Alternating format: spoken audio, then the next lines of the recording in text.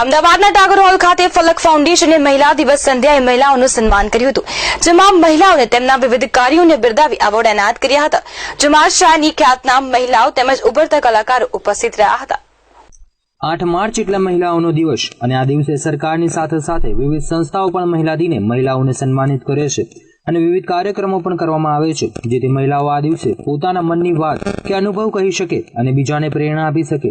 મહિલા દિન નિમિત્તે ફલક ફાઉન્ડેશને પણ આવો જ એક કાર્યક્રમ અમદાવાદના ટાગોર હોલ ખાતે આયોજિત કર્યો હતો, જેમાં મુખ્ય મહેમાન તરીકે કેતન શેઠ તેમજ રાકેશ પરમારે હાજરી આપી હતી। આ કાર્યક્રમમાં મહિલાઓના સન્માનની સાથે સાથે ફેશન શો તેમજ ડાન્સ અને સિંગિંગનો કાર્યક્રમ પણ રાખવામાં આવ્યો હતો, જેથી ઉભરતા કલાકારોને એક મંચ મળી રહે પોતાનું હુનર બતાવવા માટે। આ કાર્યક્રમમાં હાલમાં જ લોકપ્રિય થયેલી અને ખૂબ નામના મેળવેલી કિંજલ દવે પણ ઉપસ્થિત રહી હતી અને એવોર્ડ પ્રાપ્ત કર્યા બાદ લાઈવ ગુજરાત ન્યૂઝ મારફતે મહિલાઓને મહિલા દિવસની શુભકામનાઓ પાઠવી હતી।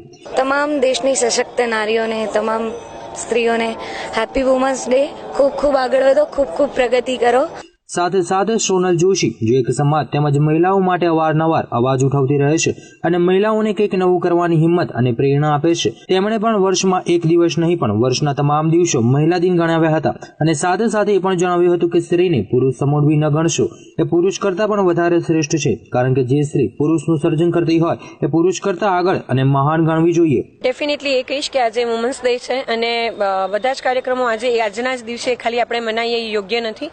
દરેક દિવસ વુમન્સ ડે હોવો જોઈએ। આપણે રોજ આપણા મા બાપ સાથે રહીએ છીએ, જે માતા પિતા પૂજનીય છે, દીકરી પણ તમારી સાથે જ હોય છે, પત્ની પણ તમારી સાથે હોય છે। 12 મહિના સ્ત્રીનું સન્માન કરવું જરૂરી છે। ખાલી એક જ દિવસ ઉજવવાથી આપણે ચેન્જ નહીં લાવી શકીએ અને આપણે સશક્તિકરણની વાતો કરીએ, બેટી બચાવો બેટી વધાવોની વાતો કરીએ છીએ, પરંતુ એ ખરા અર્થમાં સાર્થક નથી થતું। અને જ્યારે આપણે એવું વિચારીએ કે આપણે કદાચ વુમન જે સ્ત્રી છે પુરુષ સમોવડી છે, એ જે આપણે કમ્પેરિઝન કરીએ છીએ એ ખોટી છે। હંમેશા સ્ત્રી પુરુષ કરતા આગળ જ છે। જે પુરુષનું સર્જન કરી શકતી હોય એ સ્ત્રીને ખાલી કમ્પેરિઝન કરવી પુરુષો સાથે એ યોગ્ય નથી। સ્ત્રીઓને માન આપો, સન્માન આપો, રિસ્પેક્ટ આપો। સ્ત્રી ખાલી પ્રેમની ભૂખી છે અને સન્માનની ભૂખી છે, એનો મિસયુઝ ના કરો, ના એને કોઈ દિવસ દુઃખ પહોંચાડો। ખાલી એટલું જ મારે વુમન્સ ડે કહેવું છે। હું ડેફિનેટલી એવું કહીશ કે એક જ દિવસ પૂરતો હું આમાં બિલીવ નથી કરતી। Definitely Bing advocate and social activist આજે બહુ બધા ફંક્શન અટેન્ડ કર્યા છે, પરંતુ સ્ત્રીઓનું મહત્વ ખૂબ જ અમૂલ્ય છે। ખાલી એક જ દિવસ પૂરતા આવીને આજે જ આટલા કોઈ કાર્યક્રમો અરેન્જ કરવા અને એવોર્ડ ફંક્શન કરવાથી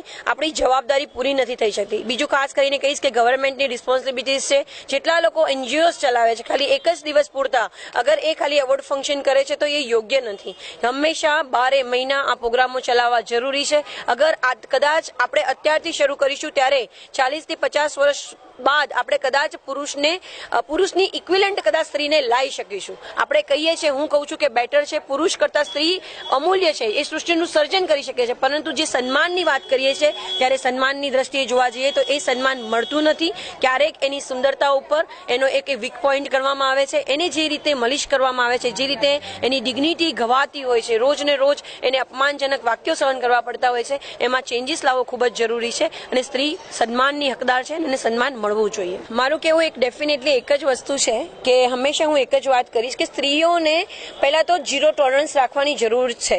સહનશક્તિની મૂર્તિ એવો કોઈ એવોર્ડ લેવાની જરૂર નથી, કારણ કે વર્ષોના વર્ષો સુધી હું એડવોકેટ છું, મેં જોયું છે કે 12 વર્ષ સુધી સહન કર્યું હોય, 12 વર્ષ પછી પતિ મારઝૂડ કરતો હોય, પછી ક્યાં તો બીજી કોઈ સ્ત્રી સાથે અફેર કરે છે અને છોડી દેતા હોય છે, પછી તમને સહનશીલતાનો જે એવોર્ડ આપવામાં આવે છે શેના માટે તમારે લેવો છે? જ્યારે તમે નો મીન્સ નો વાક્ય છે એને ઉપયોગ કરો, ઝીરો ટોલરન્સ અપનાવો, પોતાની જિંદગી અમૂલ્ય છે, પોતાની જિંદગી જીવો। કોઈ પણ વસ્તુ તમારી સાથે થાય છે તો એને સંઘર્ષ કરો, એનો પ્રતિકાર કરો, સામે ના પાડતા શીખો, તો જીવનમાં તમે ઘણું અચીવ કરી શકશો। ટાગોર હોલ ખાતે ફલક ફાઉન્ડેશન દ્વારા આયોજિત મહિલા દિનની ઉજવણી નિમિત્તે મહિલાઓને એવોર્ડ આપ્યા બાદ ઉભરતા કલાકારોએ પોતાનું હુનર મહેમાનો સમક્ષ રજૂ કર્યું હતું, જેમાં યુવાની સાથે સાથે બાળ કલાકારો પણ હતા, જેમણે નૃત્ય તેમજ ગાયકીની આવડતથી લોકોના દિલ જીતી લીધા હતા। આ કાર્યક્રમમાં સામાજિક સંસ્થાના અધિકારીઓ તેમજ સામાજિક કાર્યકર્તા પણ ઉપસ્થિત રહ્યા હતા, જેમાં કૃષ્ણકાંત શર્મા કે જે એક સામાજિક કાર્યકર્તા છે અને તેમનું મિશન બેટી બચાવો સંસ્કૃતિ બચાવો છે, તેમણે પણ પોતાના વિચાર મહિલા દિન નિમિત્તે રજૂ કર્યા હતા। मैं महिलाओं को महिला नहीं कहता हूँ, मैं सबको बेटियां कहना चाहता हूँ।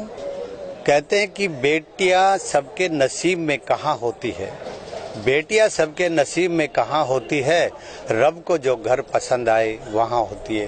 तो बेटियां का पैदा होना यानी भगवान का खुद जन्म देती है। आज जो नलिया कांड जैसे जो कांड हुए इनके ऊपर अगर सरकार नहीं जागेगी और ऐसे दरिंदों के पीछे अगर सरकार ने अपना कुछ करके नहीं बताया तो रोज पे रोज दरिंदे इतने पैदा होते जाएंगे कि हम अपनी बहन बेटियों को घर से निकालने पर भी मजबूर हो जाएंगे। नलिया कांड एक इतना दुर्विचार था जिसने भी किया है, सभी एनजीओ को बाहर आकर सभी बहन बेटियों को बाहर आना चाहिए। और बहन बेटियों से तो मैं ये कहना चाहूँगा कि उनको एक बिल्कुल हिम्मत से, ताकत से, मजबूती से बाहर आना चाहिए। और सभी एनजीओ को ये डरना नहीं चाहिए कि भाई सरकार के नुमाइंदे उनके पीछे हैं, क्योंकि कोई भी सरकार नुमाइंदों के पीछे नहीं रहेगी। अगर पब्लिक की ताकत होती है और पब्लिक का साथ अगर हम देते हैं इस नलिया कांड के पीछे, तो हमें ज्यादा से ज्यादा एनजीओ को इकट्ठा होना चाहिए और अपनी आवाज को बुलंद करना चाहिए। प्रकाश केशर સાથે લાઈવ ગુજરાત ન્યૂઝ અમદાવાદ। ગુજરાત રાજ્યમાં જાહેર જીવન સાથે